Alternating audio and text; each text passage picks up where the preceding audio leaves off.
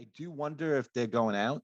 I think They're they a are a couple. couple, or they were for some time. Because I They've mean, known they're each other a long time. being very playful with each other. I Yeah. mean, she's coming up to him and Leaning into the face. leaning. Yeah. I think at one point, right, she turns her back and she kind of almost bumps into him, like from behind. Oops, sorry. It's showtime, folks.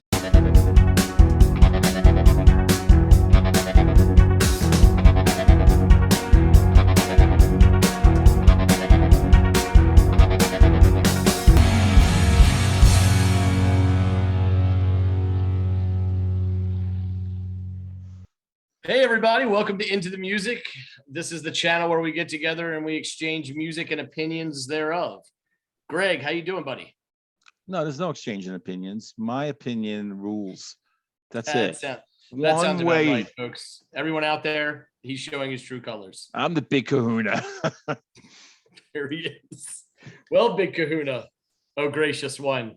I have a song for you, and that's actually by a band that I don't know if you recall them or not, but they've been talked about a couple times in some of our comment section, and they're called the Joy Formidable. Yeah. I've heard of the name. Yes. Okay. Well, I remember seeing that comment and thinking I actually have some of them in store for you. So I wanted to kind of expedite that as best I could and get it out on the channel. So I'm going to give you a song by them called Cradle. Okay, cool. Cool. Go give it a listen and let me know what you think, sir. I will.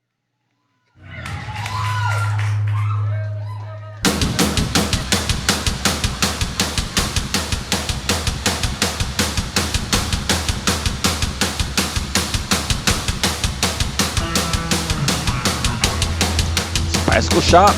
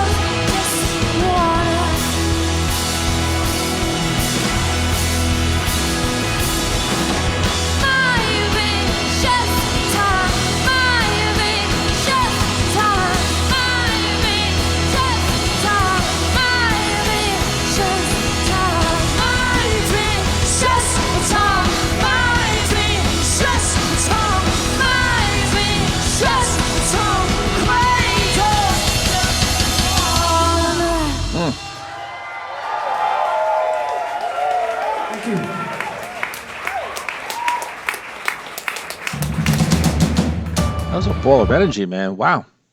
Yeah. Very very stage presence, playful on the stage. Yeah, that was fun. It was good sound too. Let's talk with Andy about this. Yeah, he gave me a KEXP, right? I think that's what it is. He gave me a live Yeah. version. Yeah, they're great. Although usually it's in the studio or something like that, but this is in a bicycle shop. What the heck? What was Yeah, that I know, there's about? more of a live audience feel than just like, in a studio. But yeah, I thought it was a pretty good performance. And wanted to give you an idea of what they were like live, just a 3-person act. So See, okay. Yeah. I mean, it was a really full sound. And I'm yeah. like, is it just 3? So I was kind of surprised by that. I mean, because I think almost the whole entire performance, I was assuming there was like a 4th guy. And then like towards the end, I'm like, I don't think I'm seeing anybody. I think it's just, her, the guitarist, him, bass, and the drums. Yeah. So yeah, not bad for a 3-piece band. That full sound. And yeah, there's something really cool about that small setting, that really connected with the audience. They were having fun, very Yeah. playful. I do wonder if they're going out.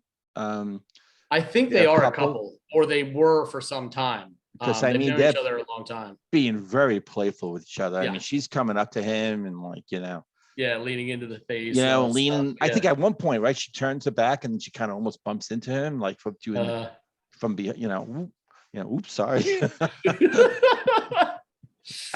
Oh man. But that's fine, they're young, they're crazy, especially her. He looked a little older. And what's surprising about him too, in the very beginning, starts doing this, and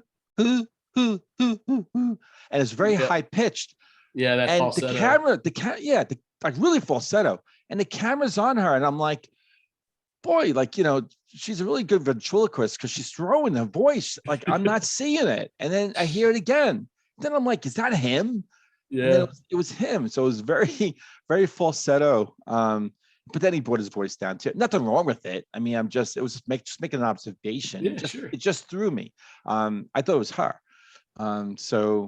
And the drummer was cool and having a good time. So, I mean, as far as the music and the performance goes, I mean, it was good. It was pulsating. It was, they definitely know how to play, and it was a lot of force. I think the melody for me was a little bit lighter than usually my taste. So for my liking, it was like the ooh ooh ooh. There was a lot of ooh ooh oohs, and then it was like da da da da da da da da da da da da da. It's just it made it a little bit too poppyish for me. That element. But then again, they're rocking it out. She is a guitar aficionado, it seems like. I mean, she was really good. She's really good at guitar. I mean, I don't know how great she is, like shredding. She doesn't have to. Sure. But I mean, what she was doing on the guitar and how she was just handling it and moving it around, and then just whole stage presence too. Yeah. It was fantastic. So I mean, this was probably. I'm really glad that you gave me this version and not an audio version, because I think overall the song, it's nice, but it didn't grab me. But the song itself, right? The performance though, that kind of like that elevated it. It gave it that extra kind of, because they were just having fun, and again, the force and the sound of the band. So yeah. Right on. Well, I'll get in a little to the band a little bit. They're a Welsh alternative band. They formed in 2007. This particular track came out around 2010 or 2011, and it was off their second album, The Big Roar. This was one of 5 singles actually that came off that second album. So the second album really did well for them. Okay. I recall when this came out. And they're just, this came out right in that wheelhouse of when I was listening to a lot of stuff that was coming from the UK. A lot of Indian alternative rock stuff that was coming out of there. And just this, I found her voice and her energy and her guitar work all really interesting on all the tracks that they do. And I really loved this album, The Big Roar. And when I saw that we had people out there in the audience that were also fans, I thought, oh, this would be an interesting time to get you integrated with them and give those out there in the audience who are perhaps clamoring for some or wanting to see some the opportunity to do just that. So this band is still together. Yeah, they're still together. They just put out something in 2021, I think. They are Rhiannon Ritzy Bryan, Rydian Davies, and Matthew Thomas are the three Okay. members of the band. And as you mentioned earlier, or alluding to earlier, about the relationship between the bassist and the guitarist, it says here childhood friends and then couple Ritzy Bryan and bassist Rydian Dafid, originally played together as part of a Manchester band called Tricky Nixon. So these guys had been in other bands. Wow. And then until they finally came up with the Joy Formidable, and this kind of took off for them. That's interesting. So, Manchester. Cool. Yeah. Yep. So despite them being Welsh, I assume that they were collaborating with musicians from Manchester. And I'm sure during that time, it was kind of like the Manchester Renaissance of, their own, all the good stuff was coming out of Manchester, I'm sure, in the 90s and early 2000s. So it only makes sense. Why is the song named Cradle? It's interesting to me because it sounds like the song is about, like, it's from the perspective of obviously someone who is either in a relationship with someone who loves them and perhaps they can't return that love, or they don't feel the same, and they're trying to not break their heart, or even lying to not break their heart. Then it obviously at some point she lashes out, and then she says, I think the one part is, I wish the cobwebs would cover me. Like, she feels so awful about it. She wished she would just sit there and collect dust. And then she says, my vicious tongue cradles just one. So here she is, probably very, opinionated, loud, normally perhaps a bit, brash with some people, but with this one guy, this one lover, her vicious tongue tends to cradle the words that are meant for him, when delivering them, when maybe they should, without being rude, be more honest and just say, hey, I don't want to hurt your feelings, but I'm not on the same level as you when it comes to where we are in this relationship. That's my interpretation of it anyway. That's interesting because I wrote down here, very expressive in face and mannerisms. And she was, when the song was really ramping up, in the middle, kind of going sort of past the middle part a little bit, and it's really ramping up. And she was smiling a lot, but then there was also these moments where she would get serious and her eyes were like bugging out, Yeah. So she was very expressive. That's kind of how she performs in general, from what I've seen from some of the live. It was very striking, very, it grabbed you, so it's interesting that you're sort of giving me the meaning, what's going on with the song. And she was definitely expressing that. So it might have been at that time where, like you said, it's just those moments where, it's coming through. Yeah, like it's, I can see he says what he means. I can't say what he means when he says that.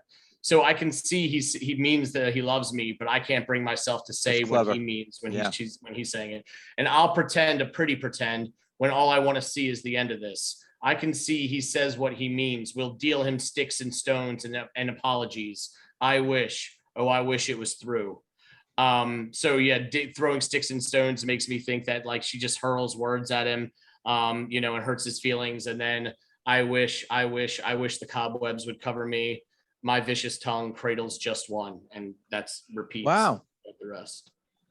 So I think, it's just trying to curb your language and communicate through honesty rather than frustration when in a situation like this. That's not as light and fun as the song seemed to be. I mean, it does. Yeah, well, the music was, again, it was not heavy, but it was a rock sound. I mean, they know how to play rock music. It's indie rock, with a sort of slight twist of, like, like a lemon lime, of like pop. But those lyrics are very, they're deep, and it's not happy. And it's really interesting. We've talked about it like how many times on this channel, about songs that are able to do that. They fool you with the music. There's something really cool about that. It really is. Yeah. I mean, I'm clearly a sucker for it, because usually I gravitate to songs like that. and I don't know why. But it is interesting that there's this upbeat package to something that's, you know, kind of like reflective and very introspective and even deprecating in a way, you know, because you're kind of tearing yourself down when you're writing about yourself like this. You know what I mean? Yeah. But then you're putting it in this, like you said, this fast, you know, upbeat kind of package, and not at all sounding like, you know, it doesn't sound like the Carpenters, you know what I mean? But when you're that deep, it feels like it should, you know, it should. Long ago. So yeah, it's just, I love that song. I know you do, my guy. It makes me want to actually go back. Seriously, I gotta listen to it now, knowing the lyrical content. I just have to give it one more shot. So that's what I'm gonna do. And maybe now, after we having hang seen up. it live, just go back and listen to like the album version on your own. You think know I what should? mean? You recommend that? Yeah, just go listen to the album version. Why did you give me if you're this going one? to. Why'd you give me this one instead of the other one? Instead of the audio? Because there is something to me fun. And she has this, to a far lesser extent, but I've discussed this with John in the past, and when we've talked about Bjork, but she has this like impish fairy-like quality about her.